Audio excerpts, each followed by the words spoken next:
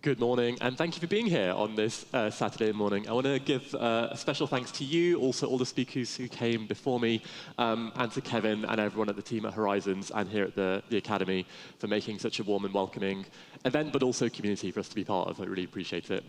If you don't know, the Berkeley Center for the Science of Psychedelics, we're at UC Berkeley. We're dedicated to research, training, and public education around psychedelics. We're trying to answer the fundamental questions of what psychedelics do in the brain, how they do it, how do they operate in society, what changes are they creating in our culture.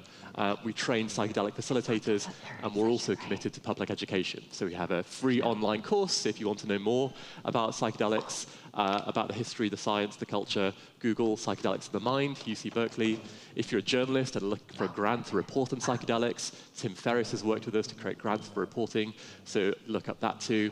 But that interest in how psychedelics relate to the public and vice versa led us to some of those questions we were just asking. Is there still stigma? Is there hype? Are the narratives that we have in our community, perhaps in our bubble, are they reflected out there in terms of what US voters think? And that's an empirical question. We can go out there and test it. So last summer, we did the first ever US voter poll of these questions. We spoke to 1,500 voters across the US. They were randomly selected, so that means they ended up being a representative sample of what the voting population nationally as a whole thinks. And we asked them a bunch of questions about what they feel and hope about psychedelics, and I'd love to share some of that with you. The first thing we wanted to test was just how many people have heard of psychedelics. It feels like we talk about them every single day. Is that experience representative of the nation at large? And this is what we found. We found that nearly half, so 47% of the voting public had heard something recently about psychedelics, and that includes 16% who'd heard a great deal. So right off the bat, we're finding out that the narrative and the conversation about psychedelics that we all have is filtering out, so pretty much half of the US voting public. We then wanted to know, for the people who said yes, what are they hearing? So they're hearing something, but what is it? So if you said yes to that question, I've heard a great deal or something about psychedelics recently, you were then able to say, free response, we're not picking from a list, what have you heard? And the really interesting finding was that by far and away, the top answer that people gave, half of the people who said yes said they were hearing that the psychedelics are being used as a mental health treatment. The second most common answer was that psychedelics are illegal or harmful drugs, and obviously that can be true. And then this list goes on. There were dozens and dozens and dozens of different types of response. So the fact that mental health is way out there as the most common response means that the saliency of the association between psychedelics and mental health really is being heard by the voting public at large. We then wanted to figure out, well, that's awareness. What about use? Who's actually connected to and using psychedelics? We didn't ask directly, have you used psychedelics? For a couple of reasons. One, it would be hard to get ethical approval for that study because we might be asking people to incriminate themselves. And B, even if we could get approval, people might not give honest answers. So we asked a subtly different question. We asked, have you or someone close to you used psychedelics? So if you wanted to say, I haven't, but my friend has, this was your way to say that.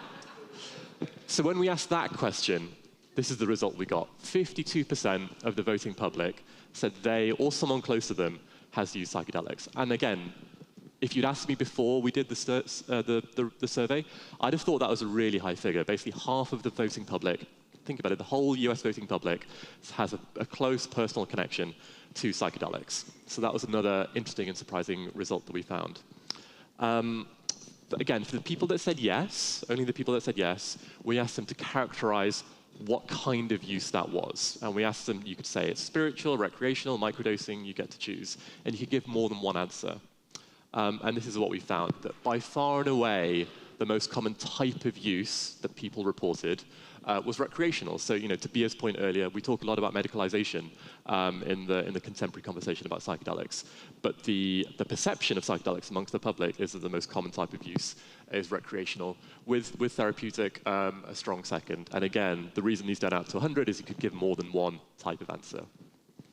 Interestingly, though, we asked about use over time.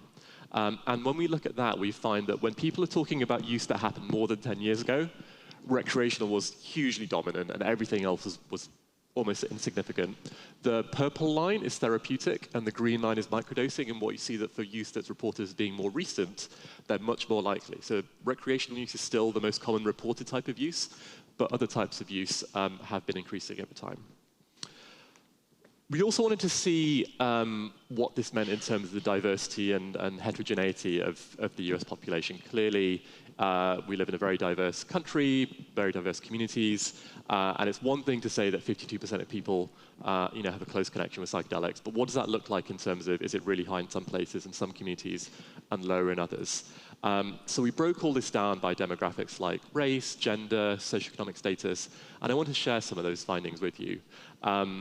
The first thing we wanted to test was gender. So when we look at use, so again, this is have you or someone close to you used a psychedelic, we find that male respondents were slightly more likely than female respondents to say yes.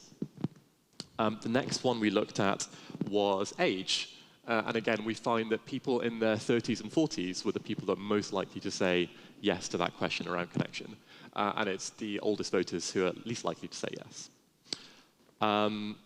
The next one was education. So we found that people, either with a maximum high school level of education or with a postgraduate level of education, were least likely to say yes, and that people with a medium level of education, formal education I should say, reported higher use.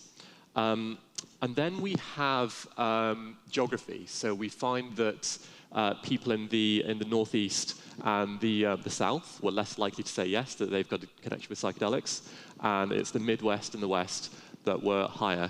And I should say that all of this data is free and publicly available, so if you want to find the data, you can download it from the Berkeley website, psychedelics.berkeley.edu. I'll flash that URL up at the end. Lastly, not quite lastly, we looked at politics and religion. So liberal voters were more likely to have a connection than conservative voters. And we also asked about religious and spiritual practice. So the question here was, how often do you engage in religious or spiritual practice? Doesn't matter what kind it is. Is it several times a week, weekly, monthly, less? And we find that it's the people that say a few times a year or never, they were the ones who are the most likely to say they've got a connection with psychedelics. And it goes down the more spiritual practice you have until you say you've got spiritual practice several times a week, at which point it creeps up again. This is the last one. We also broke it down by race and ethnicity, and we find that essentially it's African American and black voters who are least likely to report a first degree connection with psychedelics.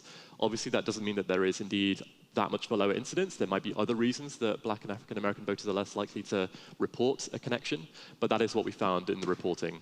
And if you're wondering why we've got everyone else broken down into other voters of color, that's because when we look at the people who are saying yes to having a first degree connection, that's already half the sample. And if we try to break it down further, we then get to levels of population which are statistically too small to make reliable predictions about the US as a whole. So it's not that we don't care about other smaller groups, it's just that we didn't have valid statistically significant findings on them to report. Hopefully that will change in the future when we're able to have a bigger sample size. Just to summarize that for you, when it comes to people who are reporting a lower connection with psychedelics, the demographics that are underrepresented are people who are African American and Latino, who are female, who are conservative, who have a maximum high school level education, who are residing in the South, who are either younger or older, and have a regular religious or spiritual practice. So this is pulling together the figures from connection, which I just showed you, but also awareness. So those are the findings that we have. And the overrepresented voters are the ones who are, more or less the opposite. So who are white or non-Latino black, male, liberal, highly educated, etc. And I just want to flash this up because when we have conversations about who is hearing about the benefits of psychedelics, but also who's being made aware of the risks and how to mitigate them and avoid them, we have to be conscious of who is receiving those messages and who is actually able to access the knowledge that we're all trying our best to create and share. So whether you're in this space because you want to share the benefits, or you want to highlight the risks, or you want to make sure that safety is paramount, it's important to recognize who is currently literally being left out of the conversation and ask ourselves what can we do to change that in the future. We also asked about people's readiness for policy reform in psychedelics, and there were 5 different policies we wanted to ask about. So we wanted to see how people felt about it being easier to do research. We wanted to ask about whether people are ready for regulated access to therapeutic use of psychedelics. We asked about medicalization font has gone strange there. So the FDA route, essentially the one that we're down with MDMA for PTSD. We asked about decriminalization, and we also asked about a carve-out for religious or spiritual use.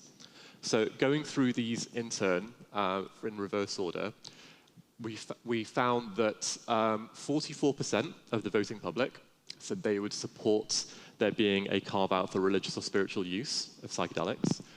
Really strong opposition as well, so over a third of voters said they would strongly oppose that measure. Interestingly, if we asked about full decrim, slightly more said they would fully support that. So almost 50% of the US voting public, when we asked them last summer, said that they would support decrim of psychedelics. Again, strong opposition, slightly less than a third said they would strongly oppose such a measure. Medicalization, the route that is perhaps most talked about, did have majority support, so 56% of people said they would support an FDA-approved route to get to access to psychedelics. The one that we found most interesting was this one, support for regulated access to psychedelic therapy. 61% of people, so a clear majority of our sample of US voters said they would support that. And then the one that had the highest support was more research, so making it easier for scientists and researchers to study psychedelics. This is that level of support broken down by whether or not that vote had a first-degree connection to psychedelics. And what we see here is that for every type of policy change, whether it's research, whether it's spiritual access, whether it's medicalization, people who report a first-degree connection, again, I or someone close to me has used a psychedelic, were more likely to support policy change. So correlation is not causation. We don't know whether it's the use that's driving the change or vice versa, or some other factor is driving both. But it's interesting to see that pattern out there. And we see the same pattern when we look at awareness as well. So if you report more awareness of psychedelics, you've recently heard about them, you're also more likely to report being ready for policy change. That 61% figure, 61% of people saying that they were ready for therapeutic access, was one of the standout findings of this. And one of the reasons it's so surprising to us is that we did this survey not long after the states of Oregon and Colorado had their statewide initiative and their ballots to try and identify a state-level access to psychedelics. And in our poll, that 61% was higher than the voting figures in those polls, which is kind of surprising because you'd think that states who are at the forefront of trying to create a legal route to psychedelics would be more supportive than the US population as a whole in voting for access. But actually we found that the US population was saying that they are more ready. And maybe one of the dynamics there is it's easier to talk about it in the abstract, saying, sure, in theory, I'd be open to it, but when it comes to a ballot where you're actually voting for a legal change, maybe voters get a bit more nervous. But it's still interesting to us. And one of the reasons it's interesting is that if you look at other social issues, we found that it takes a really long time to get to 61%. So this is a graph showing Gallup's question of, do you think marriages between same-sex couples should be recognized in law? And you can see they started asking that question in 1996, when it was 25% of the public who said yes. And it took basically decades of campaigning to get to 61%. That only happened in around 2015, 2016. Same with legalizing cannabis or marijuana, as Gallup asked the question. They were asking that question for, again, all the way back to 1969. It took decades of campaigning to get to that level of 61% not that many years ago. So the fact that in this one poll in 2023, psychedelics are already there. People are already saying 61% of the public are ready for policy change. Is really remarkable compared to other potentially controversial issues that the US public have shared their opinions on before. We also asked a bunch of questions around, okay, let's say in theory you're ready for people to access psychedelics. Who are you thinking of? And this is what the US voting public told us. So right at the top there, we found that people are most ready. So the dark blue lines are people that say they're very comfortable with the population receiving psychedelics, and the dark purple is very uncomfortable. So this is basically a ranked list of people's levels of comfort with who should get to have psychedelics. And we found that right at the top, people with a terminal illness are the group that people are most comfortable. People with a recommendation from a healthcare provider, veterans, people who have other reasons to kind of be diagnosed and sent towards psychedelics. And right at the bottom, you find that when there's essentially no classification of whether or not someone should be able to use a psychedelic, when we say anyone who's 21 or older should be able to access psychedelics, you actually get strong opposition. So you get 31% of people saying they strongly oppose that. So there is broad support for access, but that also varies on what kind of access we're talking about. And interestingly, when we ask about people with an addiction or a substance use disorder, that support really drops even further. So perhaps there's a sense amongst the public of why would you use one substance to treat an addiction with another substance. We then asked a bunch of questions around, well, when you hear the word psychedelics, when you hear that term, what associations comes to mind? And here are a bunch of things that came up. So we asked, when you hear psychedelics, do you think illegal? Do you think they've been used in indigenous contexts for thousands of years? People generally say yes. So there's actually really, strong and factual understanding of the role that psychedelics have in society. They are illegal. They have been used for a very long time. They're often derived from plant or fungi. But people also generally agreed that they can have long-term negative impacts on health, which, again, can be true, and that they're dangerous, which, again, can be true. So, again, baseline level of understanding of psychedelics and their legal and cultural context, relatively strong, I would say. So those are the descriptions that people generally said yes to.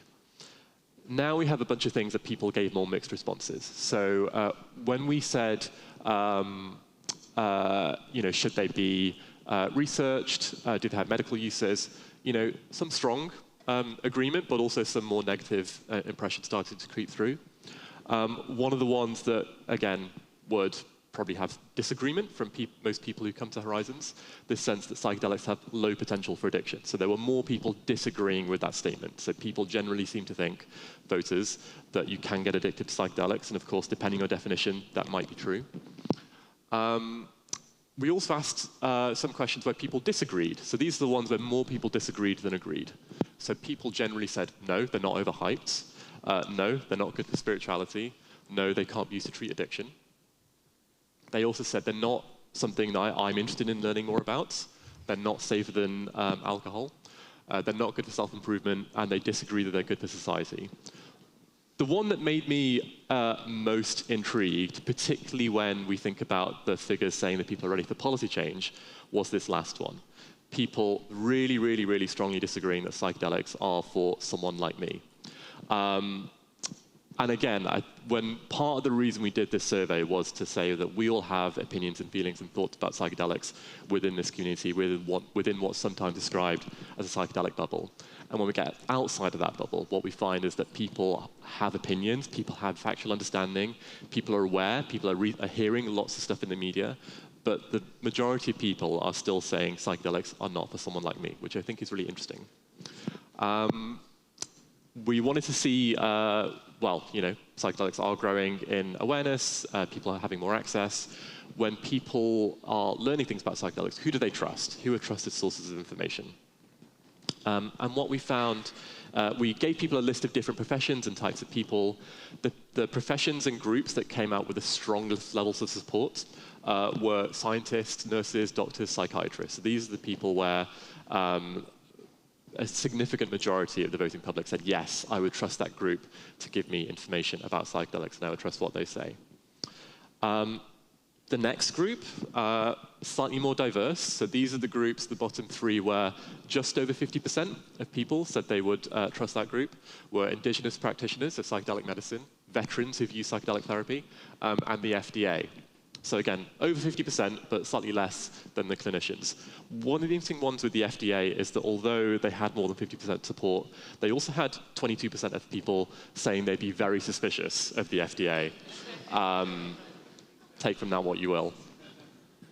And interestingly, we've wondered if that's part of the reason that people were more supportive of regulated access to psychedelics than the medicalization route. Because when we asked the medicalization question, the term FDA was in that question. So if people are coming in with a suspicion of a government body like the FDA, putting the FDA in that question about would you be supportive of an FDA route to access might be part of the reason that people were swayed against that medicalization route, but we don't know that for certain.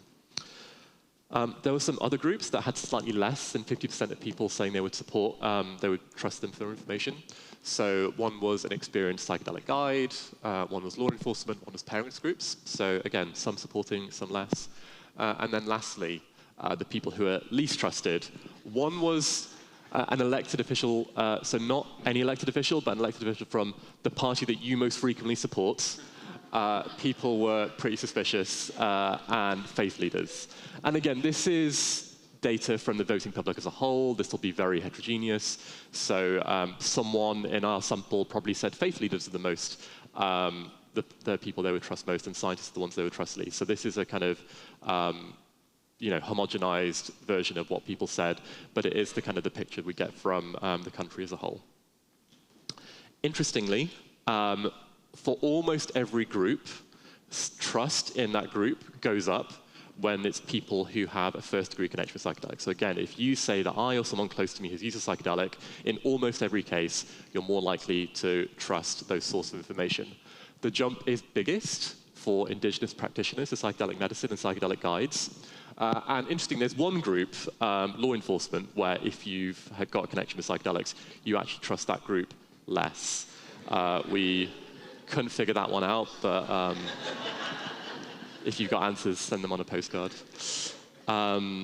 This is also similar data, but it's trust in those different sources of information by political ideology. So what we find is that if you're a liberal voter, you're more likely to trust almost every one of these groups than if you're a moderate or a conservative.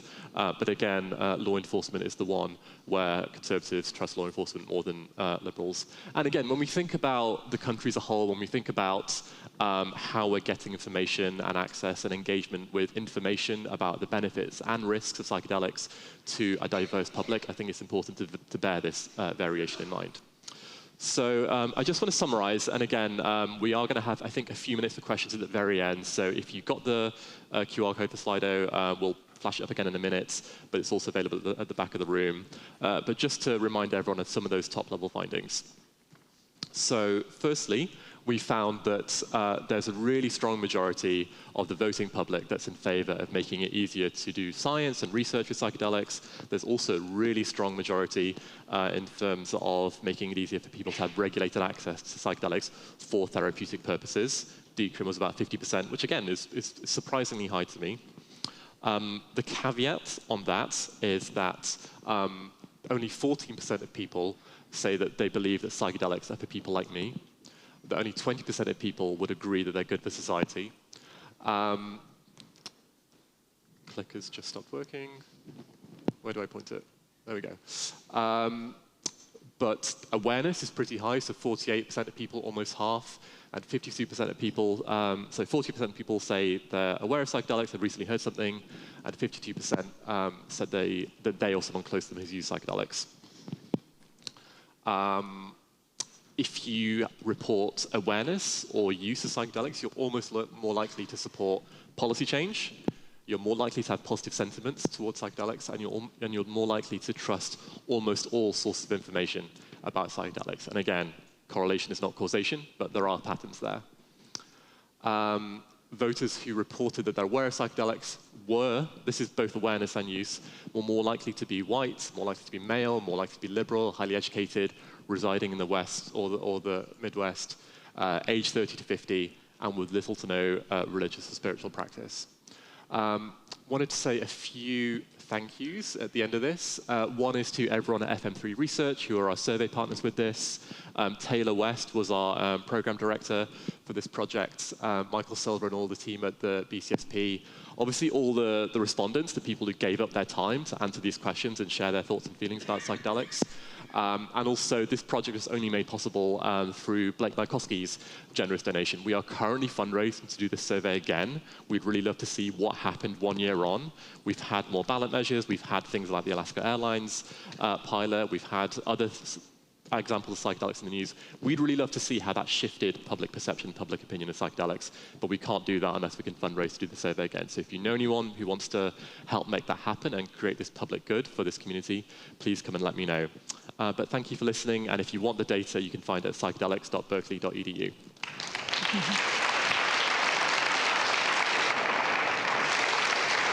Thank you, Imran. So we did run out of time for questions, but there's a simple yes or no question that was the most popular. Are you going to survey minors' views, understandings of psychedelics? Are we going to survey? Minors' views. So we would love to in future. One of the things that made this survey easier than other options to do is we were able to look at voter rolls across the US. So in an ideal world, we wouldn't be looking at just voters. We would be looking at the whole US population. But it's simply just easier to access and talk to voters because they're published by different state registries. So that means it's harder to interview and poll people who aren't voters, and it's certainly harder to talk to people who aren't voters because they're under 18. To do that, but both adult non-voters and minors would take a lot more investment, and we would love to do that if the funding was there, because it's a really important question about where the field is going in the future. Thank you.